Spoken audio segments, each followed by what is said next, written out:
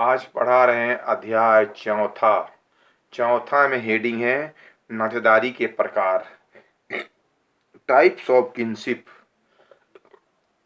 Types of kinship, heading नातेदारी के प्रकार। एग्जाम में आए नातेदारी के कितने प्रकार होते हैं, अथवा नातेदारी के प्रकार से क्या समझते हैं, अथवा नातेदारी के प्रकार का क्या अर्थ है। आंसर क्या होगा, एक होगा।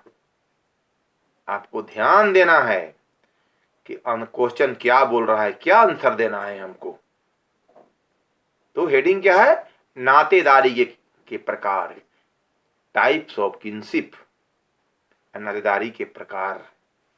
समझ गए, है ना। अब देखिए, समाज में नातेदारी संबंधों की स्थापना प्रमुखतः दो आधार पर की गई है ना। यानी समाज में, सोसाइटी में, मतलब समाज मतलब सोसाइटी में नातेदारी संबंधों को प्रमुखतः दो भागों में बांटा गया है। दो भाग में बांटा गया है।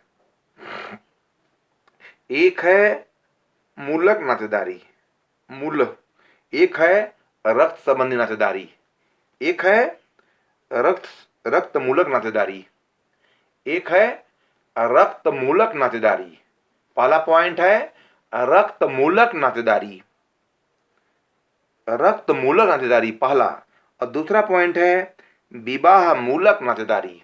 दूसरा क्या है, विवाह मूलक नातेदारी।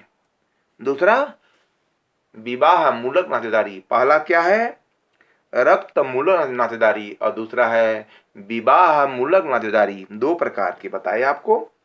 अब देखिए, पहला रक्त मूलक नातेदारी है ना, ये क्या चीज है, इसके बारे में आपको जानना मस्ट इंपॉर्टेंट है। एग्जाम में अगर आ जाएगा रक्त मूलक नातेदारी से क्या समझते हैं, क्या अर्थ है, तो आपको पढ़िएगा तब ना लिखिएगा। इसीलिए सुनिए, आपको दोबारा हम पढ़ा रहे हैं, समझिए। व्यक्ति जिस परिवार में जन्म लेता है, समझ रहे हैं ना, व्यक्ति है ना, मनुष्य जिस परिवार में जन्म लेता है उस परिवार के सदस्यों के साथ उसका रक्त का संबंध होता है। यानी कहने का मतलब ये हुआ कि परिवार जिस समाज में जन्म लेता है उस परिवार से उसका रक्त का संबंध होता है, ब्लड का रिश्ता का संबंध होता है। बात समझे, क्या होता है, रक्त का संबंध होता है, ब्लड का संबंध होता है। बात समझ गए, है ना। तो दूसरे शब्दों में हम यह कह सकते हैं कि समान रक्त के आधार पर जिन संबंधों का निर्माण होता है वे रक्त संबंधी कहे जाते हैं। वे क्या कहे जाते हैं, रक्त संबंधी कहे जाते हैं। इस प्रकार के नातेदारों में माता पिता और उनकी संतानें, दादा दादी, चाचा चाची, बुआ मामा और नाना नानी आदि शामिल हैं।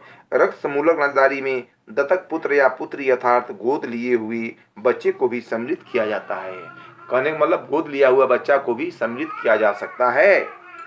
दूसरा पॉइंट, विवाह मूलक नातेदारी को देखिए क्या चीज है भाई। एग्जाम में आ जाएगा विवाह मूलक नातेदारी से क्या समझते हैं, क्या अर्थ है, तो क्या लिखिएगा, सुनिए। विवाह संबंधों के माध्यम से जिन संबंधों का निर्माण होता है, विवाह के आधार पर जिन संबंधों का निर्माण होता है ना, उन्हें हम विवाह मूलक या विवाह संबंधी नातेदारी कहते हैं। उसे क्या कहते हैं, हम विवाह संबंधी नातेदारी कहते हैं। विवाह से न केवल पति पत्नी के बीच संबंध बनता है बल्कि दोनों परिवारों के सदस्यों के बीच संबंधों की स्थापना होती है।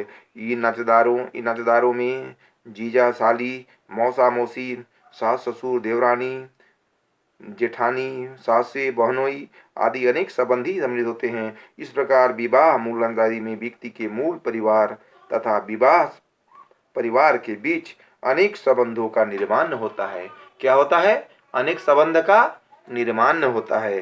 अच्छा, है ना, अनेक संबंध का क्या होता है, निर्माण होता है। निर्माण समझते हैं, निर्माण होता है। अब आइए नातेदारी की श्रेणियां, प्रकार हो गया, दो भागों में बांटा गया है, रक्त मूल नातेदारी और दूसरा विवाह मूल नातेदारी। अब आइए नातेदारी की श्रेणियां, श्रेणी समझते हैं ना, नातेदारी की श्रेणियां।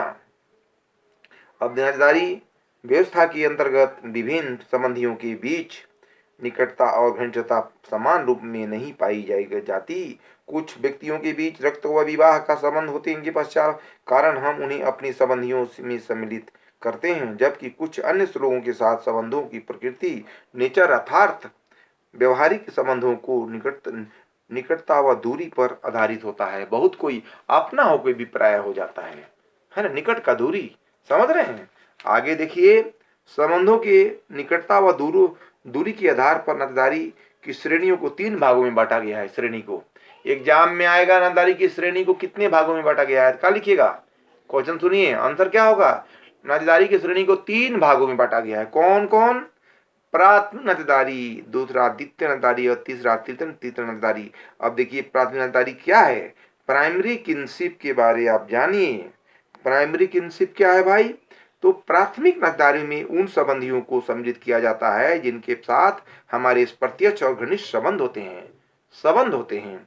इन संबंधियों में प्रत्यक्ष रक्त और विवाह संबंधी को शामिल किया जाता है, जैसे पति पत्नी, पिता पुत्र तथा माता पुत्री, भाई बहन आदि। प्रोफेसर एसी दुबे क्यों है? एक समाजशास्त्री एसी दुबे ने 8 प्रकार की प्राथमिक नातेदारी संबंधों का उल्लेख किया है।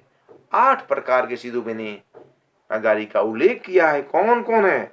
पति पत्नी, पिता पुत्री, माता पुत्री, भाई बहन और बहन बहन तथा भाई बहन सम्मिलित है।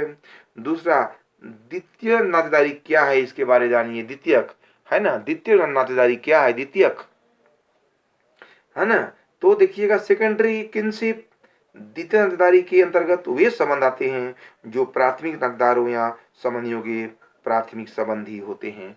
प्राथमिक क्या होते हैं? संबंधी होते हैं, हितनाथ होते हैं, जिसको हम बोलते हैं हमारे हितनाथ, है ना, सीधे होते हैं। परंतु व्यक्ति के प्राथमिक संबंधियों के प्रत्यक्ष संबंध होते हैं। उदाहरण के लिए चाचा का संबंध द्वितीयक श्रेणी में आता है क्योंकि वे पिता के भाई हैं। चाचा का संबंध द्वितीयक में आता है क्योंकि वे पिता के भाई हैं। ब्लड का रिश्ता है बाबूजी का, क्या है? पिताजी के भाई हैं, चाचा के भाई हैं पिताजी, है ना, रक्त का संबंध है ना, बात समझ रहे हैं। क्योंकि पिता के भाई हैं, जबकि पिता के साथ उनका संबंध प्राथमिक होता है।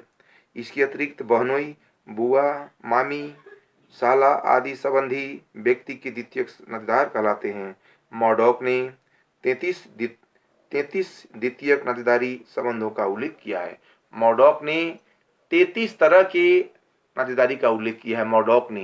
मॉडॉक ने क्या है? 33 तरह के नातेदारी का उल्लेख किया है। अगला आइए, लास्ट पॉइंट है तृतीय नातेदारी, है ना, टेक्सटेरी किनशिप। तृतीयक नातेदारी में व्यक्ति के द्वितीयक संबंधियों के प्राथमिक संबंधों को सम्मिलित किया जाता है। संबंध को क्या किया जाता है? इसमें मिलाया जाता है।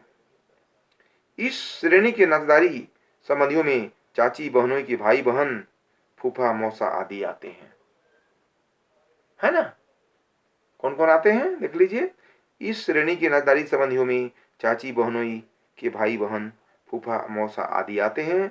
मॉडॉक ने 151 तृतीय नातेदारों का उल्लेख किया है। मॉडॉक ने 151 नातेदारी का उल्लेख किया है। इस प्रकार तृतीय नातेदारी में दूर के संबंध होते हैं। क्या होते हैं? दूर के संबंध होते हैं। क्या होते हैं? दूर के संबंध पाए जाते हैं।